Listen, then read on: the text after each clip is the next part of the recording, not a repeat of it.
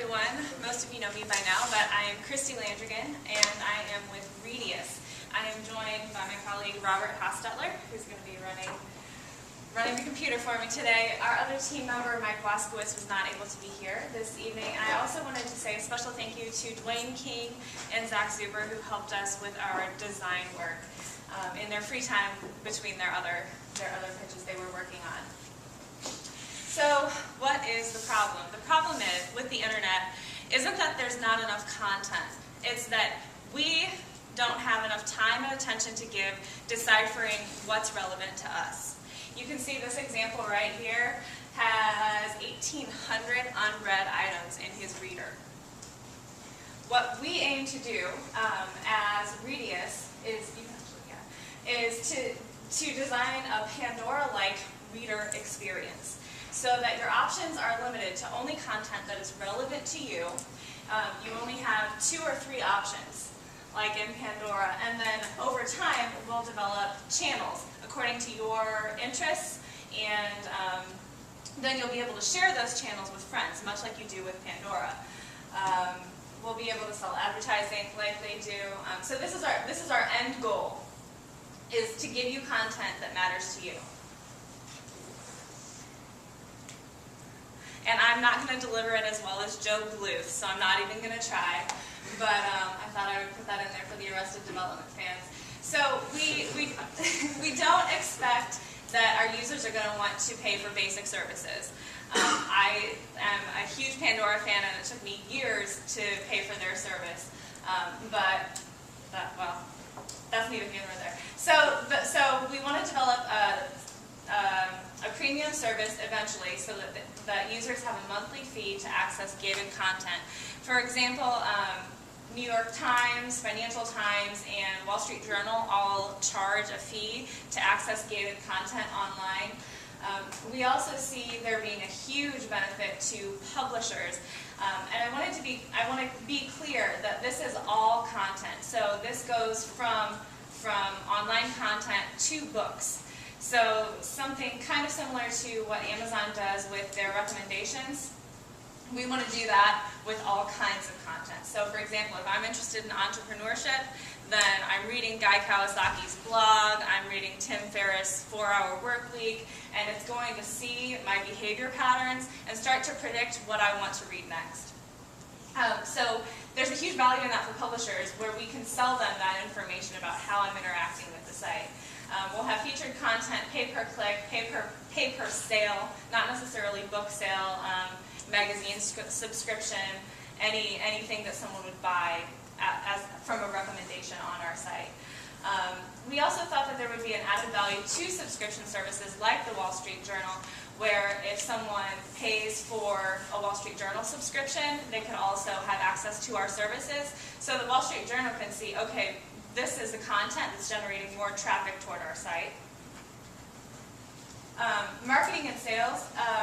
We are doing invitation only for the pre-beta launch, which you'll see in a few moments.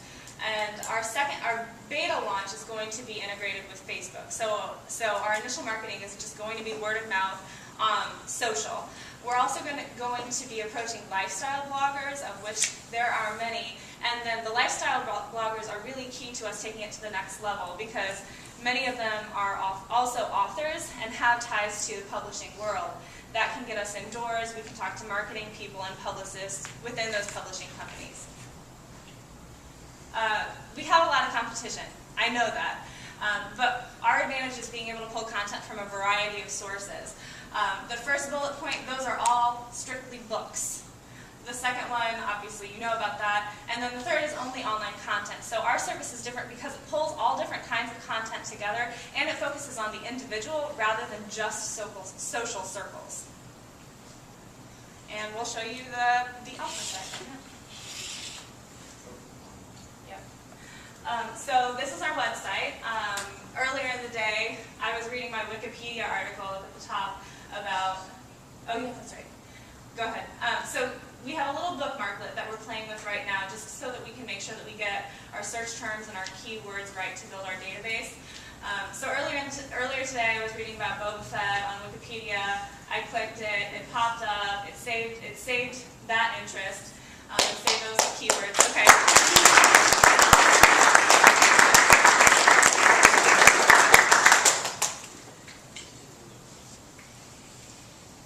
Questions? Yes. All right, so you obviously didn't get a chance to show us how it works. Yeah.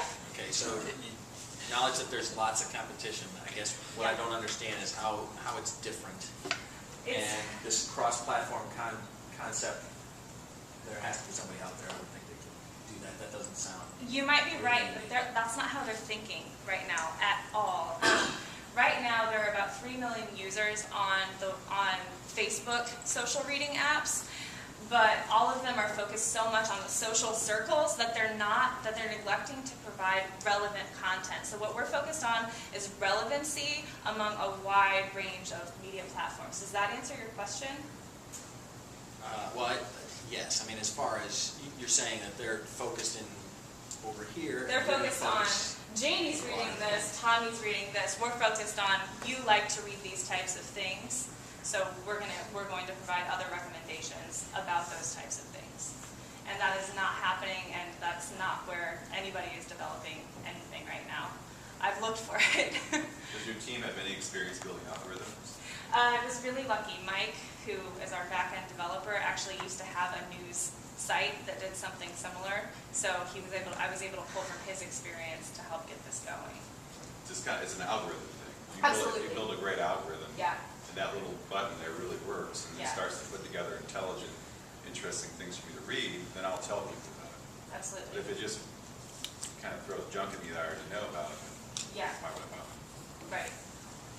Yeah. You're right. Is it functioning now? So you have something that works? Not right now. We actually disabled it because we only had one user. We wanted to be able to show you what it does. So we disabled it for the demo. So you can kind of see the articles that were pulled up based on interest. But right now, this was just for the demo. We played with it earlier in the day and then shut it down. But how are you pulling in all the current content? Right now, it's primarily based on keywords. We're hoping to make that more complex, including sources, including political slant. Yeah, it's RSS. No.